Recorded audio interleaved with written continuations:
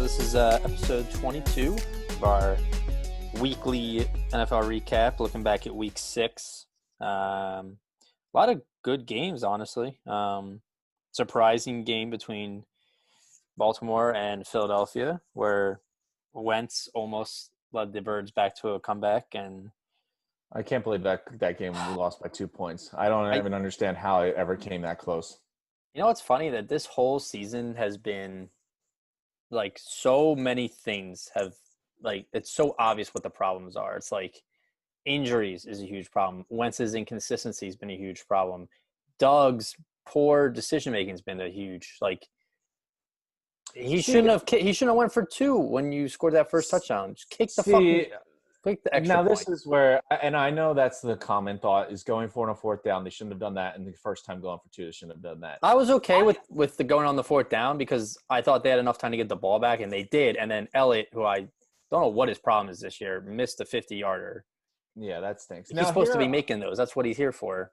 Here's the one thing I'd say about that. I personally didn't have any problem with them doing it at the time. My thinking was we were down 17-0 to the Baltimore Ravens. This was at the time of the game, I thought this was going to turn into a blowout very quickly. I thought we were teetering on that blowout. If they put up another touchdown and gone up 24-0 at half, it's over. Yeah. I'm stuck that they managed to come back. I think that's why it looks bad, is because they did manage to come back, and that could have won them the game. With a team like Baltimore, you're down by 17. You clearly showed nothing on offense, and they're such a good running team. I just thought they were never going to give the ball back and just run it out, and they were going to beat us. And it never was going to be close. So I personally didn't mind Doug gambling and going for it. They're a much better team than we are. It was a game that, we're not expected to win. I don't mind them gambling. We're at that point of the season where you sometimes you need to take a risk. What they've been doing hasn't worked. So I personally didn't really see a huge problem with that. I think that everyone's ripping them because it ended up being closer, and that ended up being what could have won the game for you. But at the time, I personally had no issue with either of them. No, I didn't have an issue with him going for 4th. I'm saying I have an issue with Jake Elliott not making these 50-yarders when he's that's his strength, is to kick deep balls. I mean, I was talking to someone about this, and they mentioned we went for 2-point conversion, I think, on every touchdown we scored that game, if I remember correctly. Because I know we went for it the first time and the second time, and then I'm pretty sure we did it again. Is Jake Elliott hurt? Is that what you're telling me? No, I mean, maybe, it probably helped to let this guy kick an extra point or 2 or a field goal instead of just wheeling him out for 50, whatever it was, and give him a shot. We really haven't kicked many field goals. We haven't really done much on offense in general this year. So I dropped him on all my fantasy teams because he's not getting me any fucking fantasy points. listen, I'm not going to really make excuses for him because I've seen him make that kick 1,000 times, and I think he would have made it 1,000 times. It's just that unfortunate moment he missed it. But I do think there is something into, we really haven't used him at all. We went for 2-point conversions all that game. He didn't even get an extra point attempt. Maybe that's it, but I'd still weak excuse. You still like to see him hit it. It kind of stinks, and I don't know where we're at a miss for him. I want to say this is second field goal he's missed this year. Two or three at least. Yeah, he's missed 2 or 3. I want to say, and through 6 games, that's worrying. Especially when he's not getting a lot of work, and I don't know if that is part of it, where he's just rusty, or I don't know. This is just something I was thinking of. Yeah, but he's usually money from that kick. He'll miss a 40-yarder, but not a 52 or whatever it was. Yeah, but rusty as a kicker, what do you do in practice? All you do is kick the ball. Listen, I was just something interesting. That's the one thing that we really haven't used them at all. And, it's a good point. Like I said, I like when Doug goes for 2 after a touchdown in the 4th quarter. I don't like when he does it in the 1st and 2nd quarter because if you get it, yes, you get momentum. But if you don't get it, A, you're going to be losing when you could be tied or winning, and B, you're going to lose momentum because you're missing out on 3 points. Listen, he got the 2-point version the next time, so we ended up going 14 on the second score. So I think that kind of washes away the first 2-point attempt. I know, but at the end of the game, the play call was awful. But then at the end of the game, you kind of had to because they had to catch up. And no, but I'm saying if that first score, I think it was the Miles Sanders one that he fumbled in the end zone. If you had kicked the extra point, and then Wentz had done his magic and got us that last touchdown with 2 minutes left, we could have kicked the field goal or the extra point and been tied. Didn't have to go for 2. And I don't know what that option play call was. Apparently, someone was saying that Richard Rodgers like missed a block, and that's why there were two defenders right there. I But mean, I can why believe would you that. do an option? Just let him roll out like he did the previous two extra points and find someone open instead of running a fucking option. Like, Listen, I mean, you got they obviously scored in the third quarter. They got the six because they didn't get the 2 point version. But then they went and got it on the next one when they got the Kroom touchdown. Another guy. I'm just seeing weekly Eagles players that I've never heard of, and I like to consider myself someone that follows the Eagles pretty well. oh, And I I don't know just who. seeing I did people I not know don't who that see. was. But like he got the 2 point conversion there, and then you're back at 14. So even if Yeah. you kick the extra point before, like it kind of evened out there. So I kind of think that made up for it. And then obviously they got it again. For the third touchdown, the fourth touchdown, you kind of you had to. Yeah. But I really, Doug's getting some heat, but I kind of thought Doug did a pretty good job. One, the offense couldn't do anything. He got creative and started using Jalen Hurts. Jalen Hurts looks changed the game plan. yeah. What he was doing before wasn't working, and he adjusted and changed the game plan. I liked and those plays. Changed to something that we weren't expecting or haven't seen, and it worked. You got to understand, like the offense line, and I know it's bad, and we look at it on paper and know it's bad, but man, watching it, it is awful. I don't know, Jamon Brown. My expectations weren't that high from him, but he didn't even come close to meeting them. He was done. It's just, they're a problem. They really, I know everyone wants to run the ball, and I get that, but I saw them try to run the ball, and they couldn't go anywhere. There was nothing to be had. It's a tough spot. I like Doug's creativeness. I thought he got creative. This was one of the more creative games I saw from him. He was obviously very aggressive this game, maybe to a fault. But I personally didn't have a problem with it because I think you were looking at a blowout. No one could have seen what the future was going to happen and make this close game. But down 17-0 at half, you can't do anything on offense to one of the best teams in the NFL. I really thought we were looking at a blowout. So I don't mind the aggressiveness because I think you were looking at a blowout if you don't do it. Again, this is another positive takeaway though, because the Cowboy. Like I was surprised last night how bad the Cowboys looked, even with Andy Dalton. So I look at it this way: like Wentz, like we said, he's looked better every game, and that held true to last Sunday. He looked the best he's played all year, and the defense surprisingly played pretty well against Lamar. Like Lamar was the only one rushing on us. Like their running backs didn't do anything. Well, Lamar was the only reason they were winning that game. Yeah, Ingram got hurt. I mean, Lamar's their offense. But I mean, like their other, I think Lamar had like 108 rushing yards and like 180 passing yards. But beyond that, like their running backs, I don't think got more than 30 yards. That's a normal Lamar stat line, I feel like. Right, but what I'm saying is like they contained everything else, and we were still in the game. Plus, this trashy Eagles offense with, fun fact, only Carson and Kelsey are the only starters healthy. They put up 57 points total against the number 1 and number 2 defenses in the NFL. I mean, yeah, I won't say anything about the Steelers because that was a close game. I think the Ravens, honestly, I was disappointed with the Ravens. The Ravens did not look like a clean team. They had a ton of penalties on offense. There wasn't a lot of pre-snap penalties. Lamar looked awful, or not awful, but he looked off on throws. They dropped a couple big catches as well. They just looked disappointing. The fact that I think that we got back in the game, I would be disappointed with your defense. They should have. If you're a good team, you need to learn how to step on the throat of a bad team and put them away. They had some pretty bad penalties that really kept the Eagles in this game. I know, but that's something you blame. They had a ton of pre-snap penalties. Yeah. It's just like that's not good. Like if you're a good team and you have Super Bowl hopes, that was not a game that you wanted to see. You let them linger, and man, if the Eagles ended up winning that game somehow, that would be a huge problem for Baltimore. Everyone would be killing them, but they should have never let them get close to making that a game in the first place. I agree with that. It's a weird game. Like I was like watching this, expecting a blowout. They kept it interesting. They kept my attention, and then somehow it was a 2-point game at the last minute. Yeah, my one friend, he FaceTimed me like with 2 minutes left, and he's like, "What the fuck's going on?" I was like, well, we just tied the game and we're about to go for a 2-point conversion. And he's like, I turned the game off at halftime. I thought they were going to get blown out. That's what, I was like, that's why you always watch the game. It's true. But I will say I just saw this looking at the stats. So our boy Fulgham is in 3 games, he's the 41st ranked receiving yards. He has the 41st most receiving yards in the NFL, which is not like impressive or anything, but that's only with 18 or Yeah, 18 catches for 289 yards and 3 touchdowns in 3 games. Your boy Mike Evans, who I know he's been kind of limpy, but like hurt here and there, but he's played in 6 games, 23 Okay. catches for Uh-huh. 284 yards. So How many touchdowns?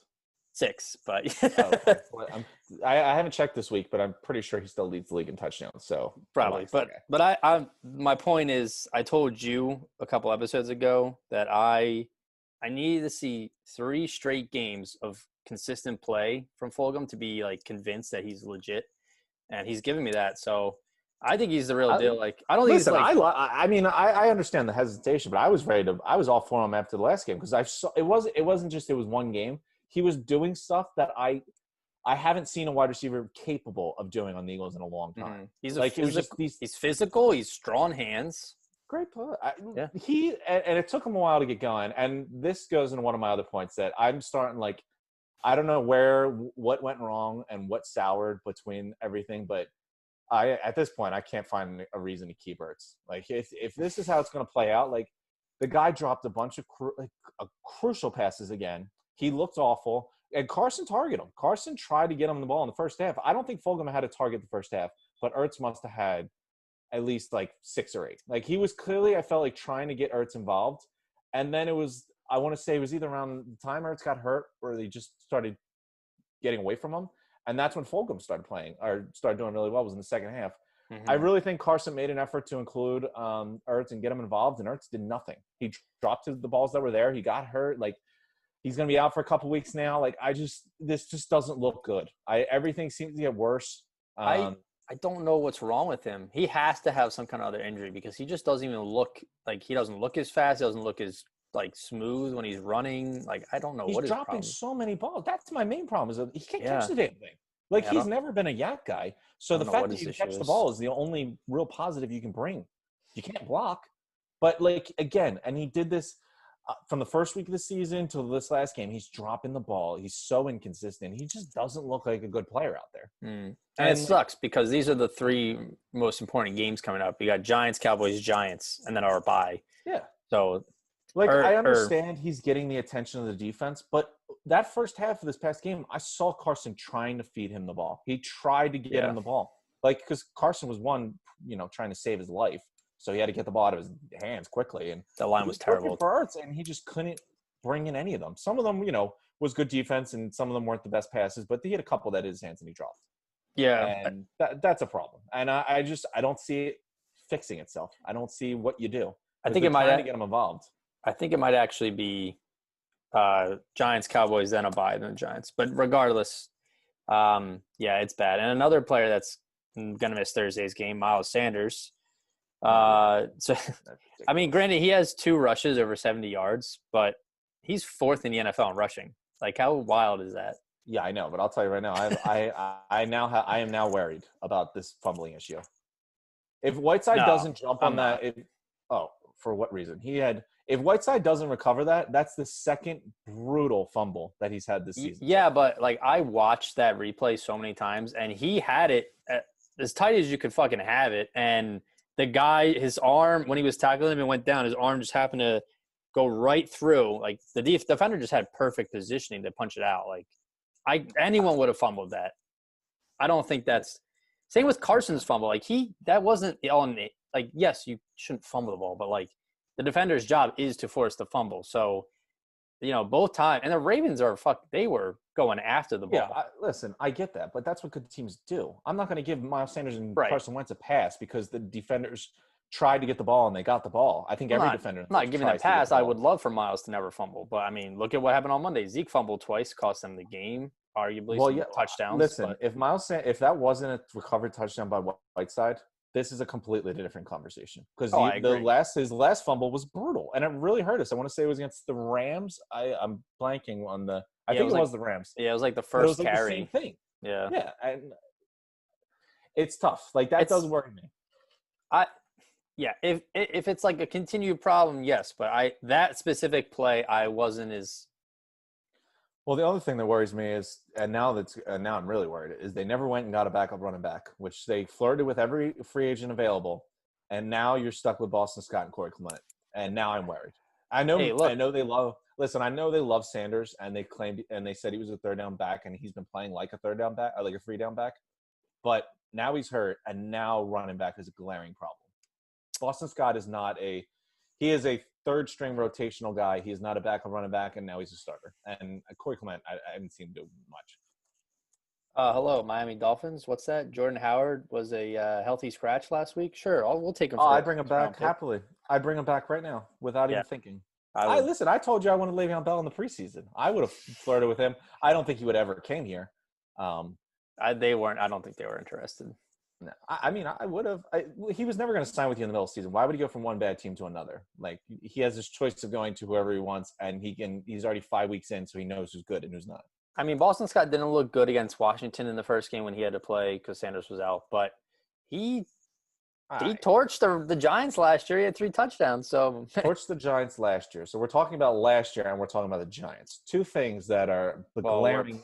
We're playing the Giants, so that's fine. That was my play. Outside the time you're playing the Giants, he's not really going to be. Oh, I'm not a huge Boston Scott fan. The problem is that, you know what, Miles Sanders, and we said this last week, he's one of those players now who you just need to get the ball in his hands and he'll do something with. And considering your offensive line is awful, this is what you need in your running game, because Boston Scott is not a great running back and your offensive line is awful. These 2 things are not going to mix well. And when everyone begs Doug Peterson to run the ball, and they can't get a single yard, what do you expect? I think both his runs were like the same. They were both like draws. They were to the inside, and he somehow bounced it out, took it 70 yards twice. It's like, yeah. I mean, going on to ball handling, Carson Wentz now has 5 fumbles and 9 interceptions on the year. Yeah, not pretty. 14 turnovers in 6 games. He's always fumbled the ball. That is more than 2 turnovers per game. Yeah, it's bad. That is awful. It's bad. And I mean, some of them, sure, you can go back and look at it and be like, all right, well, this interception shouldn't have been an interception. This fumble was a good play, blah, blah. Those numbers, if I just told you those numbers are a problem. Regardless of what you tell me about what happened with them, those numbers are a problem. Listen, I understand the guy's getting killed and his skill players aren't very good and they can't get open and maybe he's fitting some tight windows. I still think the last 3 games he's played better than I've seen him at any other point in the season. So that's promising, but he's got to stop turning the ball over. I'll say one little fun fact. So, I mean, I like Fulgham now. I think he could be a solid starting receiver. And I'm holding hope out on Rager. I think he fits well with this offense, so I think he'll do fine. But I was looking at the top, like the stats, like who's leading the league and stuff. And Brandon Graham is actually top 5 in sacks right now, so that's kind of cool. But listen, the defense. I thought the defense line played very well. Sweat was out there. They have been. Yeah, the D line is very good. My boy Malik Jackson, who you were talking shit on, he's been tearing it up. He's been looking good. About time. Yeah, no, Malik's looked good. I thought Cox played pretty good. Graham's been great all season. Sweat has been really good. He's probably been the biggest plus on the entire team this year. Yeah, so far. It looks like they're finally getting some rhythm. I think maybe it took them a couple of games because there was no off season really, but they're starting to play like a solid unit. But my point of this was, so if you go to the wide receiver yards, who's leading the league, top 5 are all 4 of the top 5 are players the Eagles could have acquired this year. So we have Stephon Diggs, who was being chopped. Okay. Justin Jefferson, who we could have drafted. DeAndre Hopkins, who was also being shopped. And Robbie Anderson, who was a free agent. All those players could have been a Philadelphia Eagle. So, listen, Doug hasn't been perfect. Carson hasn't been perfect. But what I really look back on each time on this team and where the problems are coming from, it's these horrible decisions. And, you know what? You could have probably gotten away with some of the bad decisions you made, but if you've been healthy. But now that you've been just decimated by injuries, your bad decisions are becoming glaring because they're playing a lot. Speaking of bad decision, Whiteside is the only guy who doesn't get hurt as your wide receiver. Still doesn't do anything, although the fumble recovery was nice. And I will say, actually, one thing I was thinking about, Whiteside had a great block on what did I tell you last week? He's a good blocker. You know what? If you tell me we move on from Ertz and you want to make JT Arcega-Whiteside your second tight end, he probably, you know what? He probably blocks as well as Ertz does now. He can't catch, so you might as well move him from wide receiver.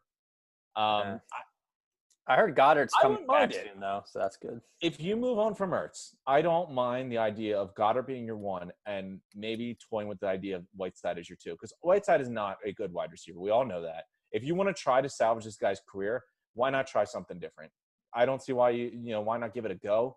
He hasn't played football very long, so it's not like he's just been a wide receiver his whole life and he can't break those habits. I think he blocks really well. The only good plays I see him make are when he's blocking.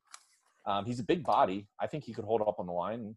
Catch a little bit, but we'll see. I don't see it, but He's doing nothing for you for 2 years now, and he's done nothing. well, that was the thing people were saying was like in order for the Eagles to make trades or like bring people in, like he could be a casualty, like they might cut him, but they're not going to do that with their current receiver health until they know if Jeffrey's going to stay healthy and Deshaun's going to stay healthy. And well, you also want to. I mean, I'm not confident that. Apparently, Watkins played. I had no idea. I don't remember seeing him at all. Was Watkins? Apparently, he played. I don't see him doing anything. Hightower obviously saved himself a little bit by making that catch later on, but that was a touch. That was a touchdown on that first. That was a brutal drop. I mean, Miles Sanders, same thing. Those are brutal drops. That's Sanders. I think. I'm not excuse. Yeah, no, I listened to this on the TV and he turned to the wrong shoulder first. No, not that. I think where he looked up, the sun was right there. But if it touches your hand, you catch the ball no matter what. I'm not defending. It was in both of them. I know. It was both. Hightower literally was given like a fucking basket, and they were both so egregious. It was brutal. Yeah, but I mean, it's just. But like then you look at this, like if you cut Whiteside, like you're floating out there. He was your second-round pick 2 years ago. Like, that is bad. That is a real problem. That's on Howie. I know. Listen, I put Howie most of the blame for this. Yeah. Has been there games where I was thrilled with Doug's play calling? Of course not. But this guy's team sucks. It's hard to really get too much when your offensive line is, laid off club bouncers and your wide receivers are just practice squad players. Like, it's hard to do much with that. But I'll give them this. They never gave up. They did not give up at all last game. They fought, and they kept going. Doug stayed creative. He had his game plan wasn't working. He got creative. So I have no fault with Doug from last game. The aggressiveness we talked about, but I personally didn't have a problem with that. I didn't have a problem with the play calling. I just had a problem with some of his decision-making. Yeah, this really ultimately – it's coming down to Howie. And these injuries are making it worse for him because the bad decisions he's made are becoming glaringly obvious because they have to play. Well, let's put you in Howie's seat, and you can tell me your 3 duds and studs of the week. Okay. Let's go right into the studs and duds. All right. Do you want good time first or do you want the bad? Give me the bad first. Okay. All right. Yeah, I know you're a down and depressing guy. I think you like. So this one, my stud, actually most of my duds list, 2 of the 3 affected my fantasy performance, and I had a very bad fantasy performance this week. So my God, I can't wait for Mike Thomas to come back. I'm 4-1 or 5-1 now, but like I need him. I'm running out of options. My one team they all laid an egg. The other team, I just got destroyed by the guys playing. So it was a rough. It was a weird week for fantasy football. So for the third stud of the week, or third dud, I apologize. I actually believe this guy was a dud before. I think he's the first 2-time dud of the season. Returning customer, huh? But I was playing him in fantasy. The other guy I had him. He had -2 points by half. 3 interceptions, I want to say like 100 yards and no touchdowns. And I was like, oh, wonderful. And I basically put his name on the duds list by halftime. Once I saw that, I was like, this is an easy one. Plus, the team he was playing on has been just getting punched in the face by every single team this year. Their defense has been torched by literally every team they've played this year. And he struggled mightily. Now, I looked at the stat line later because then his -2 at half turned into 28 fantasy points by the end of the game. Oh, wow. And his stat line actually wasn't too bad. He ended up with 343 yards, 3 touchdowns, 3 interceptions. But do not lie to yourself. None of that came until his team was already down 23-0, I believe. And it all came in the second half. So when you talk about garbage time stats, this is the most garbage time stats you could ever appreciate. The game still wasn't close. They lost by 17. It was never close. This was all garbage, and that's why it stung even more when I lost to him. So for this week, I'm going with the dud himself, the 2-time dud of the year, Kirk Cousins. Kirk Cousins. I'll mention one other thing real quick because we were talking about this before. Not having Dalvin Cook You saw exactly what happens then. Kirk Cousins can't lead an offense. Without a superstar running back to lead the offense, he can't do it. Didn't I tell And you the this is Falcons were going to get their first win against the Vikings last week? listen, you get it once in a while, right? And if I was an agent for a running back, I would mention this game to any GM in the league. Look at what the Vikings do when Dalvin Cook's not there. Look at the replacement running back. Everyone just claims you can just replace superstar running backs or replacement level running backs, and you'll get the same thing. The Falcons' defense sucks, and Madison did absolutely nothing. Yep. And their offense couldn't do anything for it. Their offense runs through a superstar running back, and it clearly showed that he's the most important part of their offense. Kirk Cousins was not the same without him. Madison did nothing, and they lost to a bad team. So that was my third dud. Deserving. My second dud, another quarterback. This quarterback actually was on the stud list before. This is his first time on the dud list. Okay. Very deserving. In a game, he scored 10 points. It was against good defense, but they got shellacked. They were really it was never close. He looked awful. 16 for 35, 160, and he had 2 interceptions. And, no touchdowns. Really, really a bad performance all in all on his part. He took 4 sacks, just not a comfortable game. In a big matchup, too, over 2 teams you expect to be in, contention for some playoff action towards the end of the year, and he just came up and laid an egg. And I don't want to get too much into it because I can't kill the guy because he's been awesome this year and the team has, so I want to say it was more of a fluke. But they did get shellacked, and I put Aaron Rodgers as my second dud. Yeah. After he did the the hip thrust celebration, it all went downhill. Yeah, and he had he threw a pick 6 and then he threw an interception that returned to the 2-yard line. I can't remember they scored for a pick 6. I think this was I don't remember the stat. I was reading something. The last time he threw 2 interceptions in a game, it was years ago. It's really? Just I forget they compared to some there's there's more chance of I don't even remember what it was. I can't remember off the top of my head. There was a good stat they said that I don't remember, but yeah, he just doesn't throw interceptions in general. So to see 2 interceptions was pretty surprising. One of them being a pick 6 was tough, and the other guy returned pretty far. So they were coming after in that Buccaneers defense, though. Well, the Buccaneers defense is nasty. You got some players there. I don't know if Vaya played, but I think he did actually play because I know he was hurt for a couple weeks. But you got Sue there, Shaq Barrett's there. It's a good defense. JPP. Once Shaq Barrett came back, they started playing a lot better. So. Oh yeah, he's their best pass rusher. I actually didn't realize it, but it makes sense. They were talking about this because you saw him jawing during the game. Is how much Rodgers and Sue hate each other. Oh yeah. And they even I forget what interview it was he did, and he mentioned he's like, yeah, we have it's been going on for a while. We just it's a personal thing for a while. It's all in. Well, he was on a line. Well, yeah, no, I mean I'm not surprised. Yeah. He curb stomped one of Aaron Rodgers. I think it was a center or guard. Yeah. I can't imagine that started the relationship well. So yeah, but yeah, no, A-Rod is the second dud. Very bad performance. Those 2 interceptions were brutal. He'll bounce back. I think they scored 14 points and only needed 2 yards of offense to do it. Between the pick 6 and the interception that got returned deep. Yeah. So yeah, I mean, I think it's more of a one-off. I'm not going to kill the guy. He deserves the dud for sure, but I think they'll be okay. Yeah, they'll be fine. So first dud, and this was we were just talking about a superstar who had a bad game. This is another superstar who had a bad game. Neil said he was on my fantasy team, so like I said, it was a rough week. Speaking on that, I actually also had Miles Sanders, who didn't get his touchdown because Whiteside scored it, so that was fun. That hurt me. Yeah, and then sitting Kenyon Drake to see him finally do something, that was also fun. Yeah, I could see that coming. Why would you sit him against the Cowboys? You should have known better. I started Kyler Murray. I was like, get me them points. Because he sucks. I started Montgomery and Sanders over him. So, you started Montgomery. Montgomery played well. Really? Yeah, he wasn't bad. He got me 15. He also had a touchdown that was overturned.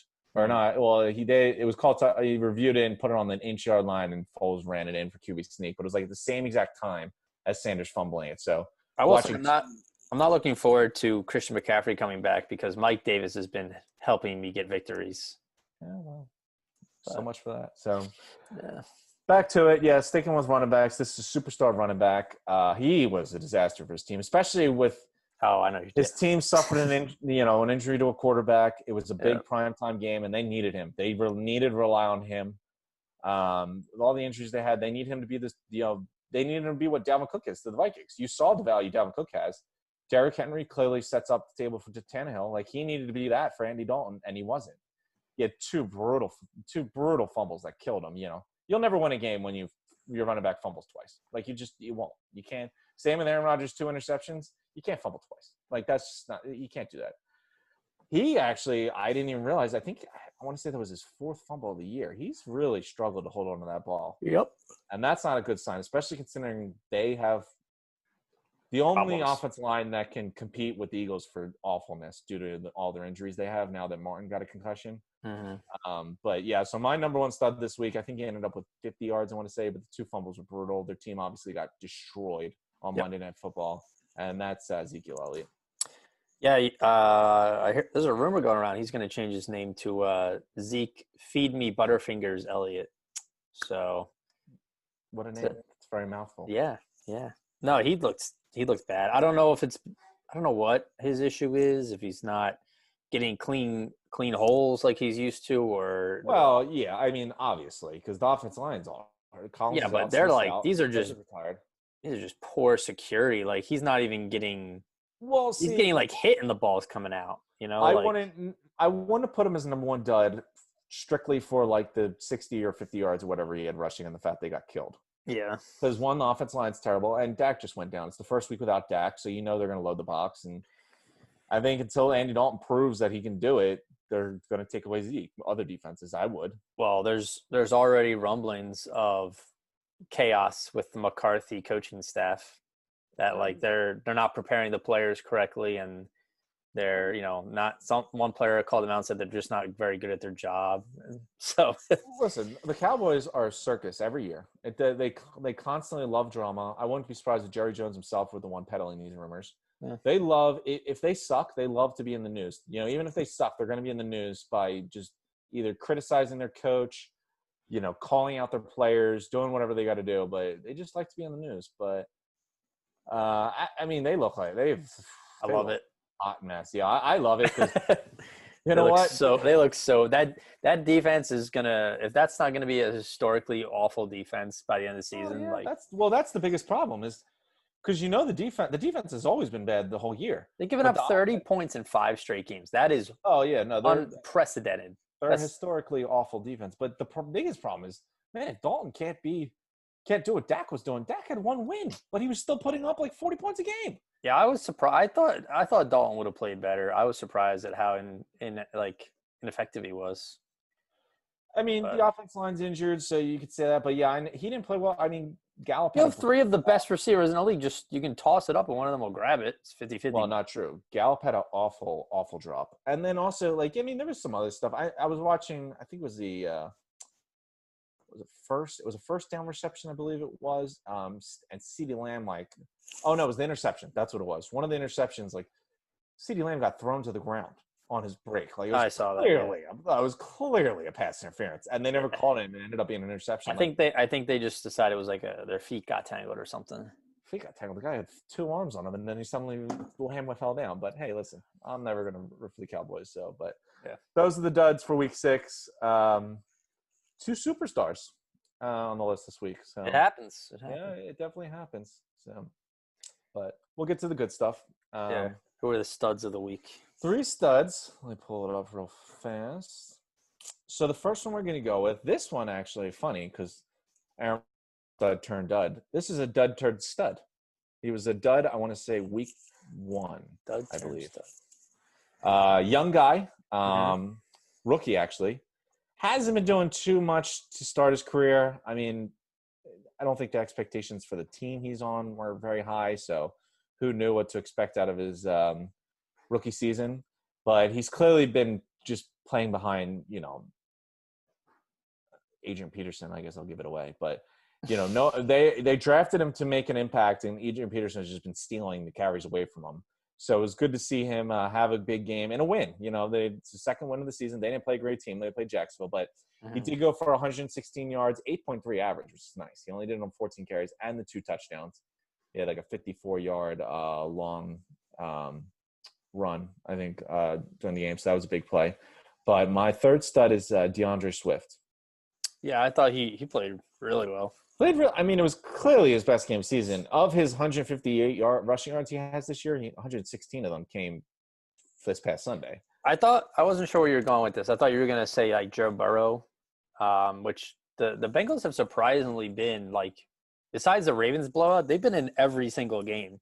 So Listen, I like Burrow, but I yeah, went with stud for the stud because it was a big win for them. I mean, they're 2-3, so it's not like they're lighting the world on fire. But yeah, you're not, they're 3 losses against the Saints, the Packers, and Bears.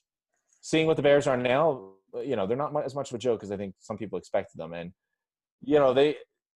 they're 3 good teams they lost. They beat the Cardinals and now they beat the Jags. Like, they're wins to build on. You want to get your young guys involved, especially when you draft them in the second round. I thought it was a good game for him personally, and for the team. They put up 34 and they got a big win, and he was a big part of it. I think that's something you can build off of and be proud of. So that's why I gave him the stud. I agree. My second stud.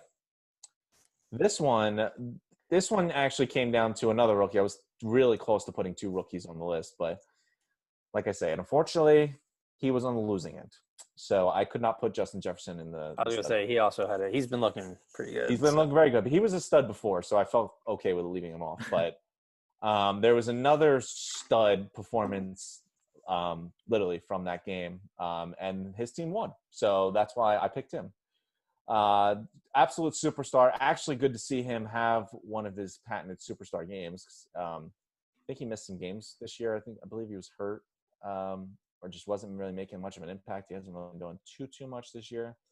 But in a big game, a big win for the team, so it was big help. He went absolutely dominated. 137 yards, 2 touchdowns, 8 receptions, 17 yards per reception, just an absolute monster.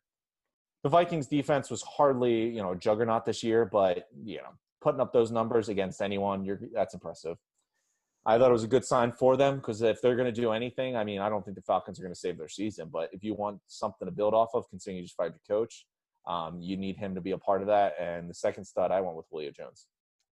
Yeah, I mean, it's funny you say that because I just was reading stuff today about him and Matt Ryan being on the trade block. But I would be very surprised. their contracts are huge. I don't think they're going to be able to move them. But Matt Ryan, you could probably get something for him because I think he still has got some years left. Julio's amazing, but yeah, it comes down to the contract. This is the same thing with the Odell rumors was early in the season. Who's actually going to trade for Odell? Like, who wants to pay him that much money? Trade something and go then pay him all this money. And he's been inconsistent lately. I mean, Jones has been hurt. He missed 2 games this year already. I'm not trading for, no, I wouldn't trade for either of them. But I guess Matt Ryan, maybe you could get a team that thinks they just need a quarterback to compete. But yeah, I mean, did you see you see Julio's 4th down touchdown that they scored, where Matt Ryan had to roll out, then like somehow he like almost got to the line of scrimmage, took a couple steps back and just like basketball shot the throw right to Julio, caught it, turned around and went 40 yards for the touchdown on 4th down. So Matt Ryan has made a career and made a lot of money off of sometimes just give Julio the ball. Just throw it up in his area and, everything will be okay. No, Julio's been, unfortunately, the last 3 years, I don't think he's played a full season. But yeah, it was good to see him get his yards. Yeah. I mean, it was good. He had a big game week 1, but, obviously then he hurt. In the other 2 games he played, he really didn't do anything. So it was nice to see him go out there and dominate. Like, again, the Vikings aren't a good team, a good defense.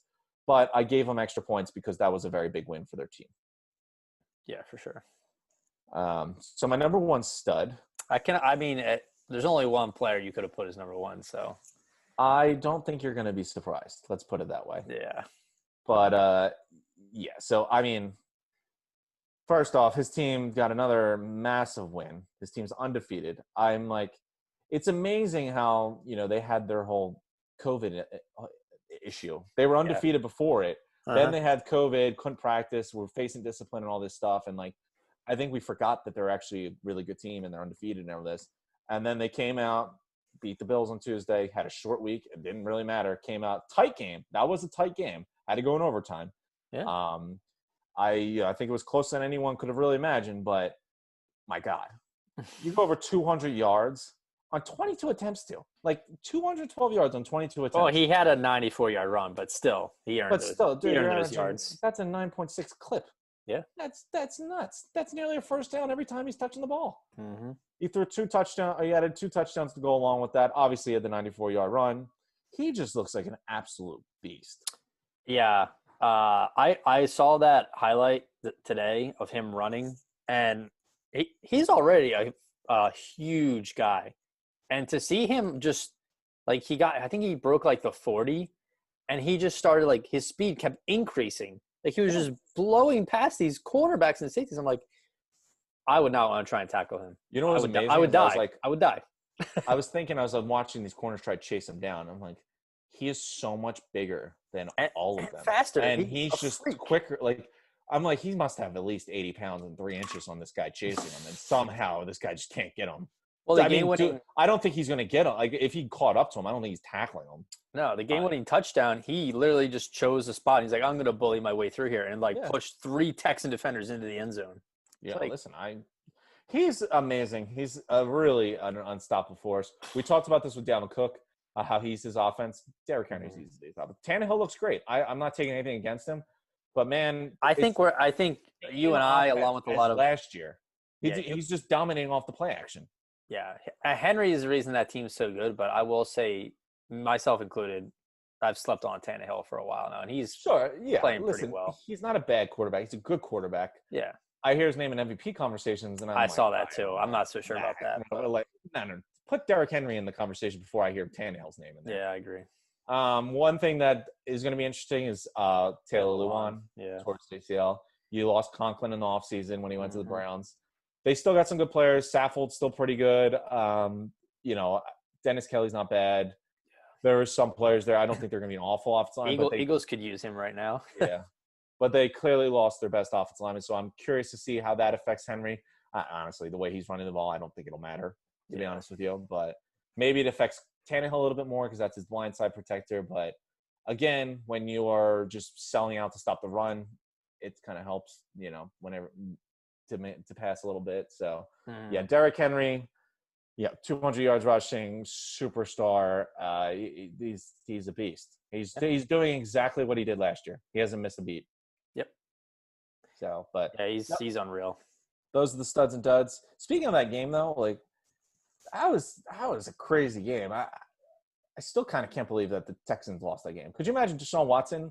I think it was like a minute and a half they had left. They took the touchdown lead, and then he never gets another chance, and they lose the game. Like, you come off the field up by a touchdown with a minute and a half left, you got to feel good, or at least feel like you might have another chance to do something to answer. Nope, they're just going to score, win the toss, and then not give you another chance. Like, that sucks. Yep. Yeah, they were I picked 5 teams in a parlay on the money line, and all 3 of the teams won, and the 2 teams that lost were the Eagles and Texans. And I was like, they were so close. But wishful thinking there. I mean, I only bet like $10, but I would have won like 200 because of the odds. So I can imagine. So, all right. Well, those are the studs and duds. Cool. Any studs and duds in your end that I missed? No, I think I just want to say, I will say the most surprising player, or one of the most surprising players so far this year for me, has been Robbie Anderson. Like I did not see him lead Adam Gase. Leave Adam Gase and you're a superstar. Another Adam Gase exiled player succeeding. Yeah, I just didn't see him ever lead the league in receiving yards, and through week 6 he's got the most. So he was talked about for stud. Honestly, he was on the list too. I was thinking about putting him in there, but I liked what the other guys did, and plus he lost. So I like to keep the losers out of the studs. But other quick thoughts. I was thinking, I mentioned this, obviously the Bills defensively, I'm worried about them. I thought there was going to be their strength going in this year, but it just doesn't look as strong as I kind of expected it. They're not clicking, and they're making dumb mistakes. Tre'Davious White has been out, and he's clearly their best player, but so we'll see. I'm not giving up on hope on them. I think they're still a good team. They lost to 2 good teams, but Patriots are like kind of up and down right now, and the Dolphins, while they're surging, they're not going to win this. 2 a time, baby. Tua Yeah, time. yeah, Tua's It was starting now. announced. I was so happy. You know what? Yeah. I was saying, I was like, here we go with Fitzpatrick again. He's going to have another great game against an awful team and get to keep his job another week. But And he I had heard two the back-to-back good games, and then they benched him. I was like, what? How does that make yeah, but sense? again, 2 back-to-back good games Yeah, against bad teams. yeah. Well, That's what Ryan Fitzpatrick does. When he's the starter, he doesn't do well against the good teams, puts up great numbers against the bad teams, and he keeps his job. I was surprised that they pulled the plug now since he won 2 in a row. And this yeah. is patented Ryan Fitzpatrick. Like, this is his game plan to win a couple bad games against bad teams and never let the rookie see the field. But I'm excited Tua's taking over. So I'm I excited. also I completely forgot he was left-handed. I saw him like roll out and throw the ball. I was like, why does that look so weird? I was like, oh, he's left-handed. Well, hey, if he throws a touchdown this year, he'll be the second lefty to throw a touchdown this year. Obviously, after Jarvis Landry's left-handed beautiful bomb to Odell a couple weeks ago. Sneaky stuff for you there. I bring the stuff. Other quick notes on the games that we didn't really talk about. The Steelers impressed me even more. They're very legit. That defense. You know what? They're an elite defense. This was the first week I saw them look like the best defense in the league. On the flip side, when the Browns can get their running game going and they have to put the ball into Baker Mayfield's hand to win them the game, they're in trouble. Baker looked hurt. I won't kill Baker too much. Obviously, he didn't play bad, but he looked hurt. I know he had a chest injury going into the game. He didn't look comfortable. So, I mean, we'll see. Baker's Baker. I mean, you're starting to realize what he is. Like he's an okay quarterback. He's an okay quarterback. Yeah, that's kind of what he is. Can he do what Ryan Tannehill's doing if the run game's on, killing it with his weapons he has around him? Yeah, I think he could do that. I mean, I have to see it consistently, but I think he could do something similar to like a Tannehill Cousins if they lead the run. And look, Stefanski did this with Cousins, so he's probably the best coach to do it. I think he's a quarterback capable of doing what Tannehill and Cousins are doing. Let the running game lead the offense and then take your shots and play off that. But right now, I mean, I didn't expect too much. That defense is really good. He was banged up going into it. He looked banged up, but on another note, with the trade deadline coming up in 2 weeks, if you're the Jets, would you trade Darnold and try to take like Lawrence or no, the Ohio State guy? No, you can't trade him until you have the pick locked up. If I have the number 1 overall pick, yeah, I'm trading Darnold. You can't, because just say. But like, say the Vikings want to move on, or maybe Cam's not the answer in New England. So I say no, because you got to look at there's still the Falcons won. There's one other team that doesn't have a win yet, if I'm correct. I think it's just the Jets. There were 3, I think, going into this week. Giants won and the Falcons won. You're right. So fine. All right, but now look at the teams with 1 win. Falcons, Vikings, Washington, Giants. I believe the Bengals have 1 win, but they do have the tie. Eagles. The Texans, the Eagles. There's too many bad teams. Like the Jets could possibly win.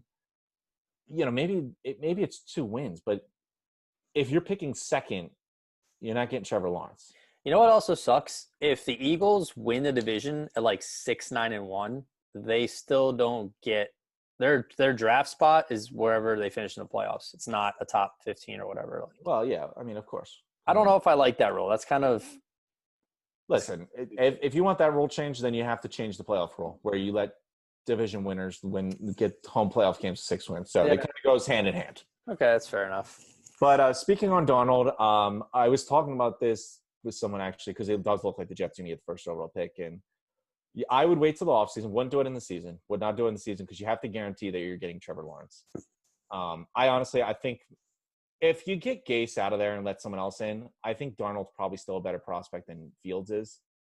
I'm not as enamored with Fields in the pro level as people are. I don't like Darnold, but I still think he could be like – you got to give him another chance because – as good, if not better, than Baker. But look at all the players that have left Gase and have succeeded. Just mention Robbie Anderson. Let this guy have an actual NFL coach. You saw Greg Williams and Adam Gase fighting each other in the media. You can't, what? How do you expect this guy to succeed? Like, his team is a joke, run by idiots. His offense line's terrible. His weapons around him are terrible.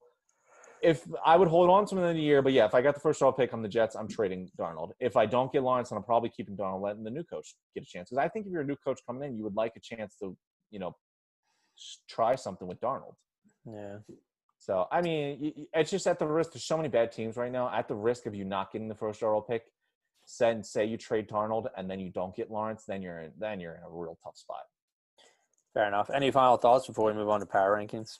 Just trying to think. Oh, there was a couple other games I was looking at that kind of caught my eye. Obviously the Giants won. They beat Washington, but whatever. The Bears still look impressive. They're winning ugly, but they're winning. I always say that good teams find a way to win. So it doesn't really matter. 49ers surprised me. They showed a little life, but I always thought the 49ers were a good team. I just think these injuries have really hurt them.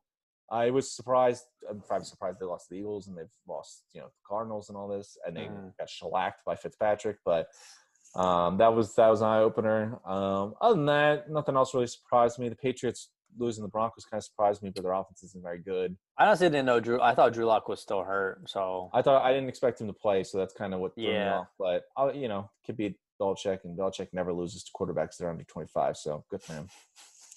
But yeah, that was all I got. So let's get into power rankings. All right, power rankings had quite a lot of movement this week. So we'll start at 10. Still, this doesn't feel right to say, but so we have the Chicago Bears at number 10. Listen, like you said, they're winning. Win. Yeah, they're winning ugly. Their defense is playing pretty well. Their defense is playing well, and Foles is doing enough to get them to production on offense. So that's how you win. It's a winning formula. I mean, what was that 2001 Ravens, where it was basically they had a running game and a historically good defense. I don't know if I'm calling them the 2001 Ravens defense, but I'm trying to find an example. But yeah. Number 9, the Arizona Cardinals get back into our top 10 after a beatdown on the Cowboys. Cowboys aren't very good, but they played well. They look good. Tim and Drake finally did something. I'll give the Cardinals defense credit though. They shut down that trio of receivers. They did. I was impressed by that. I mean, obviously we talked about Zeke fumbling, and that kills your offense regardless of what else is going on. So that stinks. But yeah, I mean, I don't. The Cardinals defense has surprised me. They've played pretty decent this year. I thought they were going to be a train wreck like they were last year, but I will say I was so shocked by that Budda Baker contract when it happened, but he's played pretty damn well this year. So yeah, I think he had one of the. I'm pretty sure he had the first fumble. He forced it, and he had a really nasty sack on Dalton. Yeah, that's really good. Yeah. Number 8, we have the slumping Buffalo Bills, who've lost 2 straight to 2 playoff teams. So that's a little bit concerning. You want to. I mean, it's not like they got blown out by the Chiefs, but they weren't really in the game, to be honest. It didn't feel like it. I just think the performance against the Chiefs and their Titans just show that the Bills are not in that tier. Allen didn't play well against either of them. So yeah, but I mean, right now, if you look at the tier of the AFC, I would say it's 4 teams: Pittsburgh, Titans, Chiefs, and then I guess the Ravens. Although the Ravens of those 4 are the one I'm worried about the most. They just watching them against the Eagles, they don't look like this great team. They're not clicking yet on offense, but they're still putting up 30 points. But yeah, I know. So that's why I still have them in that elite tier. I'm not foolish. Their defense impressed me too, but I don't think the Bills are there. I think I think it's become more evident when they play these elite teams that they're clearly just not there. They could get there at the end of the season, but they're not there now. Fair enough. So number 7, we have the Green Bay Packers sliding back from number 2 last week. They did not look good. Basically just rolled over and let the Buccaneers pummel them for 60 minutes. But that is what it is. They'll bounce back. But right ahead of them, I think this is their first appearance in our top 10. At number 6, we have the Tampa Bay Buccaneers. It looks like Brady and Gronk are starting to get some chemistry going, and that defense is starting to play really well. So it looks like the Buccaneers are starting to play like people thought they were. So it's a bit scary. Then number 5, we got Baltimore. Like you said, a little concerning, but they're still only 1 loss, and it's to the Chiefs. They're still winning. Yeah. Number 4 is the Chiefs. They still don't look – give it till the end of the year, and they'll look like the normal Chiefs, but they're not really exploding on offense this year so far. But honestly, top 4, I could make a strong argument. I think any of the top 4 to be in number 1. I would say so. The Chiefs, I still look. I could still put the Chiefs probably the best team in the NFL. Yeah. I mean, the way just off the last 2 games from the Titans. I mean, how good they looked. They can make an argument. So the Titans move up to number 3, and they were kind of in our back 5 for a while, between like 6 and 8.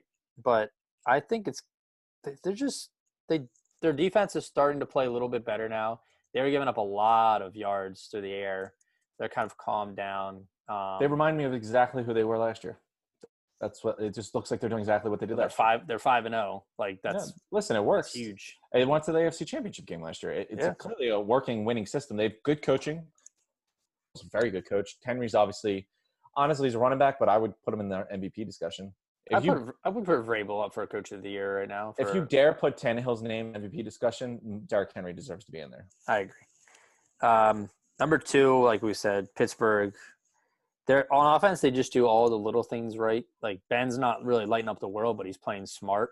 And that defense is, if they're not number 1, they're number 1. So they're pretty good. Great analysis there from me. And then number 1, we still have the Seahawks. I just don't think anyone's going to stop Russ, and until I'm proven otherwise, we can move him back. But listen, they were, they had to buy. No reason to move back, so I'm fine with that. All right, how did we do last week on picks? Not so hot. We had our first under. You went under, so that's fun. That's a letdown. You went 6 and 8. I went 9 and 5. 6 and 8. Yeah. Ugh.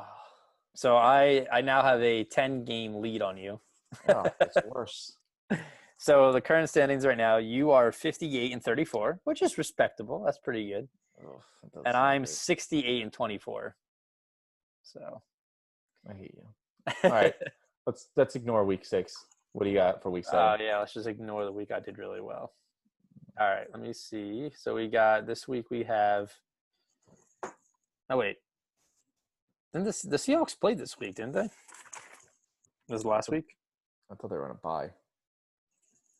Wait, unless this is the wrong. Oh, okay. I don't know why I changed it to week 7 and it didn't update. Hold on. One sec. Yeah, they were on a bye last week. All right, week 7. We have Vikings, Dolphins, Colts, and Ravens on the bye. So first up, we got the lovely, lovely Thursday night football battle between one-win teams, the Giants at the Eagles. Honestly, I was really confident after that game. After the Eagles played the Ravens, I was like, oh, Eagles are going to win by like a touchdown or 2 against the Giants. Now I'm a little worried with Miles and Ertz out. But I still think the Eagles fight. Like Wentz is playing too well. Yeah, but I mean, Jackson's going to play. They already announced Deshaun's going to be back. I don't think I've heard that they've confirmed Lane's going to play, but I would expect him. I think he's playing, yeah, or at least practicing again. I honestly think that he didn't play Sunday because they wanted him to play Thursday. I think that was kind of some of the decision on these guys. I can see that. Hey, listen, everyone thought you were going to get your shellacked by the Ravens anyway. Why not save them for the team that you can actually beat and one that means more because it's a division game. Fair. So you're taking the Birds? Yeah, we have to win. Yeah, I say, so it's Giants. They play Giants, Cowboys, Giants. If they go 3-0, they're in the driver's seat by far. Of course, so this is a huge stretch of games for them here. Yeah. This is going to be a fantastic game, hopefully. It's a 1 p.m. game on Sunday. Steelers 5-0 at the 5-0 Titans. This is tough. Because I agree it's a tough game. Obviously, they're both 5-0. I think that Derrick Henry will have a great game as usual, but that secondary is full of playmakers. I think they can make something happen against Tannehill.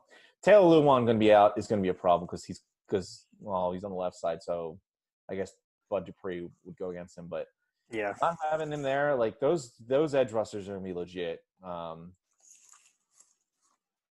All you got to do is just not let Derrick Henry have 200 yards, and I think that the Steelers should be able to win. So I'm going to go with Steelers.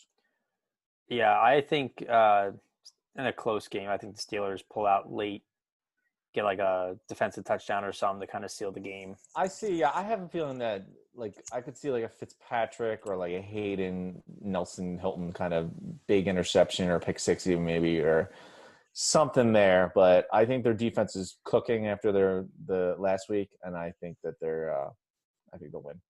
I agree. Next one, we have the Cowboys at the Washington football team. Yeah, I did not like what I saw out of Kyle Allen, at quarterback, and I can't imagine the Cowboys losing again to another bad What? team. So Why did not Alex Smith not start? I don't know. That was saw that. I was I very will say if confused. Alex Smith plays, maybe there's a chance. But I'm like almost positive I took the Redskins last week because I thought Alex Smith was playing. you Why? did take the Redskins or the Washington team, and you also. Well, yeah, I know. But why would you bench Kyle Allen at half the week before? Let Alex Mhm. Smith come in. He looked, I guess, okay. I don't remember, but he kind of looked worse than Kyle Allen, who got benched at halftime. They were And tied, and he literally gave away the football with 3 minutes left, and the Giants picked it up and scored. yeah, So I don't get that. How can you bench the one guy the week before and then bring him back as the starter? Alex Smith is clearly the better quarterback. Like it's night and day. You're talking about Kyle Allen, who might not even be an NFL unless they just want to see caliber. what they had out of Kyle Allen, but Sure, but I don't know. I mean, I don't know Alex who's Smith would be starting. out So there if he's you healthy. He would be out there for me. But listen, I'm not the coach, so. But I'm gonna gamble and say that Alex Smith does play this game. oh, does Washington win?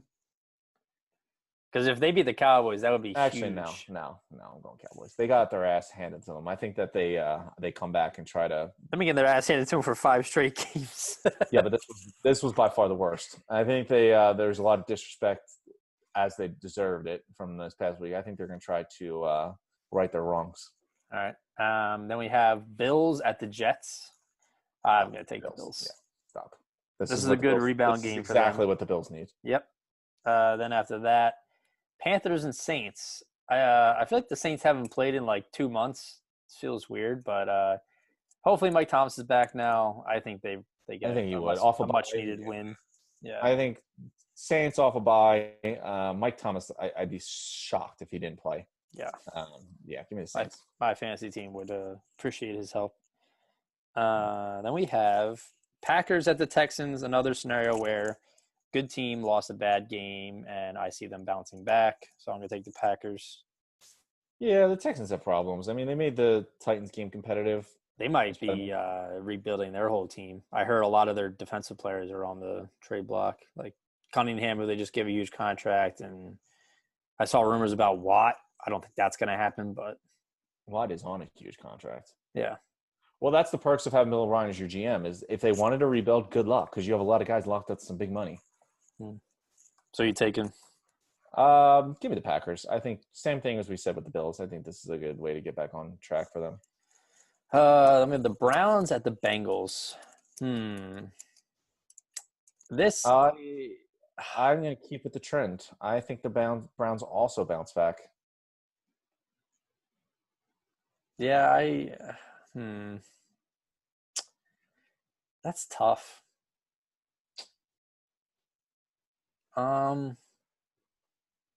Yeah. You know what? This will be my upset of the week. I'll take the Bengals.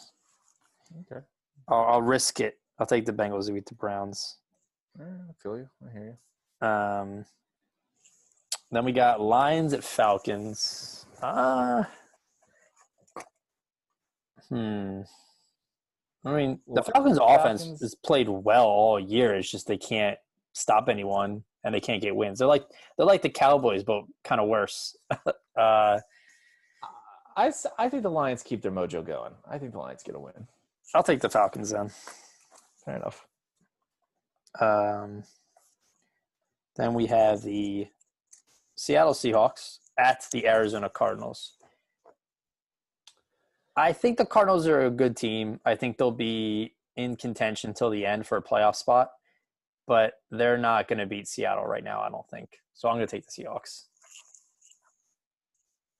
I'm going to go for it. I think the Cardinals keep their mojo going. It's a divisional game. Maybe they catch Seattle sleeping. I don't know if they're going to be sleeping off a bye, but you picked an upset. I need an upset. Although my upset's a lot bigger than yours, but you know. Bengals are a 1-4-1 team against the 4-2 Browns, and that's not as big an upset as the 4-2 Cardinals at the 5-0 Seahawks. Yeah. We'll see how it is. But all right, what else we got? Then we have Jags at the Chargers. Yeah, I'm going to take the Chargers. Take the Chargers. Herbert's look good. He'll keep the mojo going. They're another. I don't understand the Chargers. Every year they're in every game and they still don't end up on the winning side. It's almost sad. Well, most of the time that was with Philip Rivers because Philip Rivers can't close the game out. Yeah, But now, Herbert's the now they just have a rookie reincarnation quarterback. of Philip Rivers. Oh, I don't know about that. He's a rookie. Then we got Niners 3-3 coming off a big win against the Rams at the Patriots. 2-3 had a bad loss against the Broncos.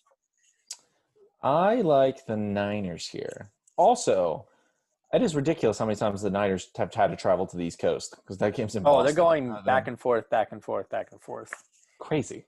I'm going to take the Patriots. When's the last time Belichick lost back? Well, I know he started 0-2 before, but I can't see him losing back-to-back games. I mean, I could. This isn't this. They're just not a very good team. I mean, the defense is fine. Their offense can't score, and the Niners actually look pretty deep. They look pretty good when they play the Rams. When they were getting some health, when Garoppolo played much healthier, and well, yeah, I don't think he was 100% the week he was before. So but I think they'll be okay. Speaking of the Broncos, they play the Chiefs. Could be an interesting game. Yeah, I think it'll be close. I think it'll actually be close, but I'll take the Chiefs. I'll take the Chiefs too. Then we have Buccaneers. You know what? This is another game that I'm having a hard time deciding on. Buccaneers at the Raiders. Raiders off a bye. The Pirate matchup. I think the Buccaneers are going to have so much momentum from that Green Bay win that it's just going to continue. I'll go with your whole mojo trend. I'll take the Buccaneers on some mojo to win. Fair enough. I'm going to go against you. I think that they're going to peak and be still celebrating from last week, and I think the Raiders come off their bye week and get a big W. I could see that. I could see this game being actually really entertaining. It's a Sunday night game, so. Yeah, no, I'm excited. I think that's a good matchup. But outside of the Titans and Steelers, I think it's the best game of the week. Yeah. And then our Monday night game, only one tonight, or only one next week. Not two Monday night games like yesterday. The 5-1 Chicago Bears at the 4-2 Rams. I think the Rams bounce back. I think they're too solid of a team in all three phases of the game to not be better. So I think they get a win here. I'm going with the Magic. Give me Nick Foles. Oh my God. Big dick energy, huh? Can't stop him. All right. Well, those are our picks for the week. Cool. Can't believe we're week 7 coming up already, which means we have 2 weeks till the trade deadline. So see what teams do. Hopefully maybe the Eagles will go and get themselves a linebacker if they know what that is. But we'll see what happens. So cool. Sounds good. All right. We'll talk to you. See you. Peace out.